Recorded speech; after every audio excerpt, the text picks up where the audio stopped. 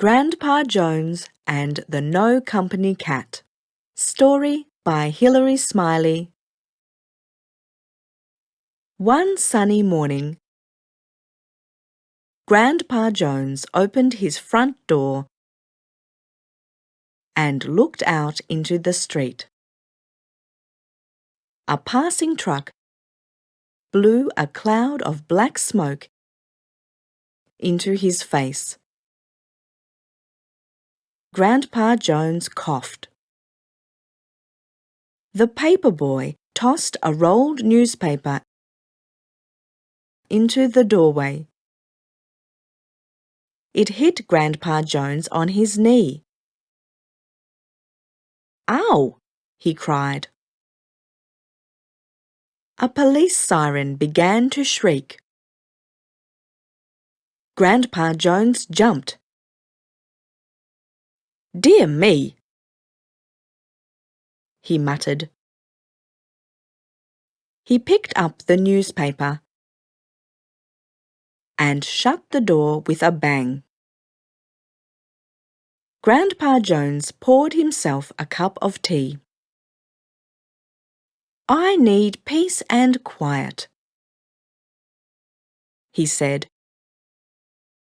stirring in an extra lump of sugar to cheer himself up.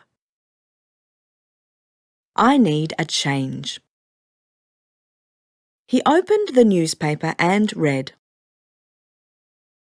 "Small house for sale near quiet country town." "That sounds like just the change I need," he said,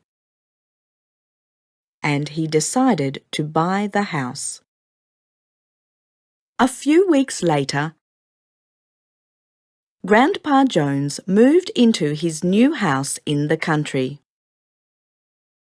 Now, when he opened his front door, no truck blew smoke into his face. No newspaper whacked him on the leg. No siren made him jump. Instead, birds sang in the trees and cows mooed on the hillside. A truck collected milk from a nearby farm, but there was no other traffic. "Ah, lovely peace and quiet," said Grandpa Jones out loud. "This is the life for me." It was so quiet that when he was in the living room, he could hear the kitchen clock ticking. As he did his chores, he could hear the flip-flap of his slippers on the wooden floor. Every day, Grandpa Jones woke to his quiet new world. He heard the birds singing and the leaves rustling and the cows mooing, but nothing else. "I wish I could hear that paper boy coming up the street," he sighed one day. "All this quiet is making me feel lonely." Most afternoons, Grandpa Jones walked across the field to Donaldson's farm to buy some milk and some eggs. Today, he just wanted some company. Mrs. Donaldson came out of the farmhouse, followed by Pete and Maggie. Pete was carrying a small kitten. "What's up?" asked Mrs. Donaldson. "You're looking a bit miserable." "It's all this quiet," said Grandpa Jones. "It's making me feel lonely. I never thought that I'd miss the noise of the city." "You should get a cat," said Maggie. "Cats are good company," said Pete. "And we've got plenty of cats." Grandpa Jones scratched his chin. "I don't know much about cats," he said. "Cats are friendly," Maggie told him. "And they're snuggly and snoozy," said Pete. "Just like my kitten." Grandpa Jones looked at the kitten that was asleep in Pete's arms, and he smiled. "A cat would be just the thing," he said. "Come to the barn and take your pick," said Mrs. Donaldson. Grandpa Jones chose a tabby cat that came to rub against his legs. He picked her up gently and carried her home, talking to her all the way. When Grandpa Jones arrived home, he fed the cat and went into the living room. "Come on, Tabby," he called. The cat took no notice. Grandpa Jones went back to the kitchen, but Tabby had disappeared. Grandpa Jones began to search for her. He looked in every room, in cupboards, under the bed, and behind the doors. She was nowhere to be found. Grandpa Jones finally gave up and went to bed. The next morning, Tabby was back, waiting beside her dish. But after she had eaten her food, she disappeared again.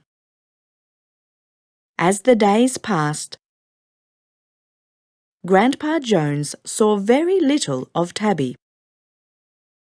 He began to think that she might be hiding from him. He found her curled up in all sorts of places. On the back seat of his old brown car, and in boxes. Once, he even found her asleep in the clothes basket. "Drat that cat," said Grandpa Jones as he sat on the porch by himself. "She's no company at all."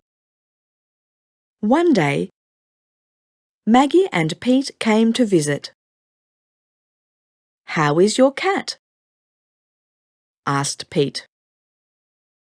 "Oh, Tabby's doing quite nicely," said Grandpa Jones, wishing that he knew where she was. "But I haven't seen her all morning," he added. "I think she hides from me." "She never used to be like that," said Maggie. "Tabby's a no-company cat," said Grandpa Jones sadly. The children helped Grandpa Jones to look for Tabby. They hunted under the house, around the garden, and in the old brown car. "What about your garden shed?" asked Pete. "We haven't looked in there." The children followed Grandpa Jones into the shed, and they looked around. There, in a box of newspapers, lay Tabby the cat with 3 tiny kittens. She was purring proudly. All that time, she was just looking for a good place